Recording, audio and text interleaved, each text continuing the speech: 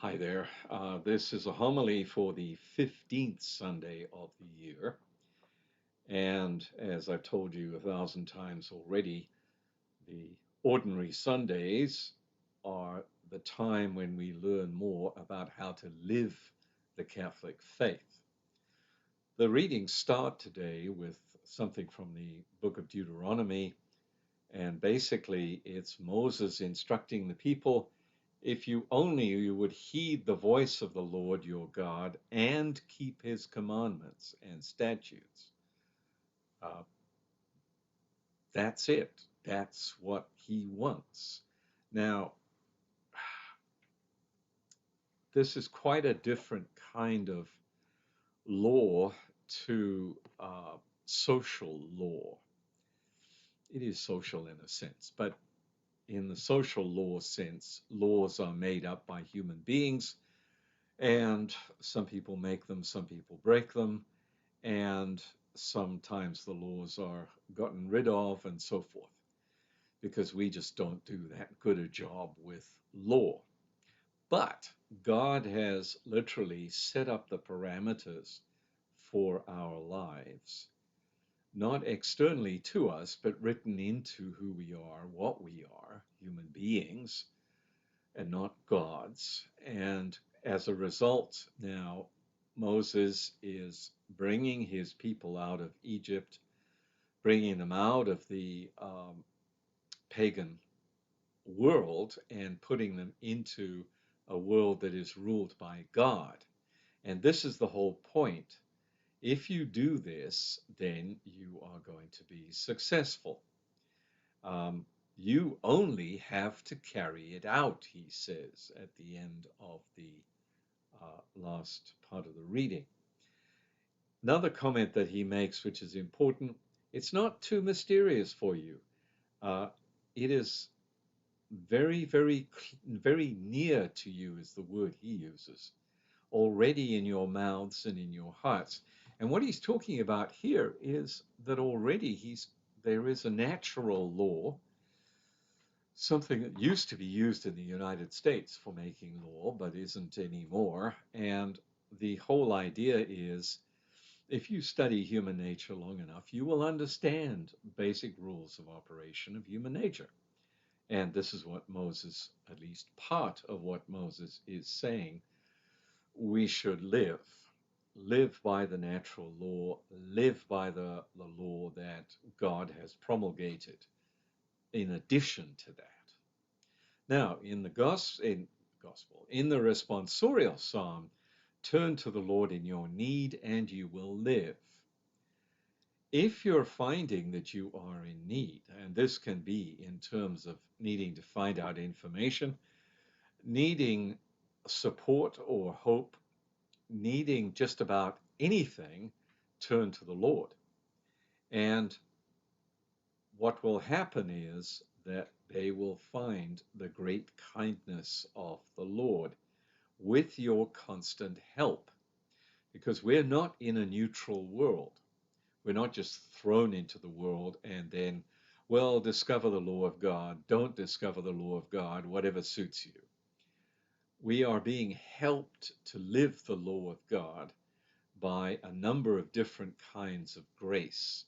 And that is essentially God's providence guiding us, picking us up so that we can do the following of God better, with more love, and with more consistency. Because we can all love occasionally, but to do it consistently throughout the day, regardless of who we encounter, what we encounter, that is what God is looking for. Um, and of course, he goes into the additional needs, being afflicted, being in pain, being in need of God's saving help. Now, there's a lot more here, but of course, we can't get through that.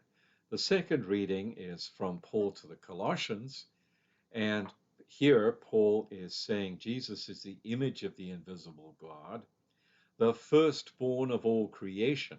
In other words, he lives by the law of God. He does it all the time. And as the firstborn, we can learn from him. That's the implication. But then Paul goes on, in him were created all things. In other words, all things, all ways of unfolding of events were already prepared for by being created through the divine word, the Son of God. And so all things were created through him and for him. Now, Jesus is already doing this life of following the law of God. We have to learn how to do that because even though we are baptized, we fight against our baptism. And then it goes on into him being the fullness and all the rest of it. Lastly, then you have the gospel according to St. Luke, and a teacher asks him, what must I do to inherit eternal life? And Jesus says, well, what's written in the law? And he answers, you shall love the Lord your God, and you know this quote, and your neighbor as yourself. And Jesus says to him, you've answered correctly. Do this and you will live. But the teacher goes on, and who is my neighbor? And here we start the parable of the Good Samaritan. Now, if you think about it, the Good Samaritan is the one who is living according to the law of God. He is doing what Moses enjoined on everybody way back in the book of Deuteronomy. Here, the Good Samaritan is set up as a Samaritan. Don't forget, this is a story. Set up as a Samaritan because of the way the Jews and the Samaritans did not get on. And I'm talking serious hostility here. But what you have is the Samaritan following the whole law of the Lord in terms of caring for the man who had been robbed and left by the side of the road.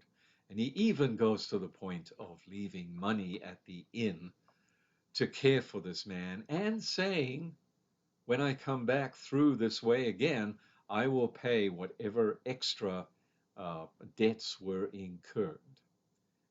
That is what somebody who lives the law of the Lord does. They go 120% to care for their neighbor. Have a great day.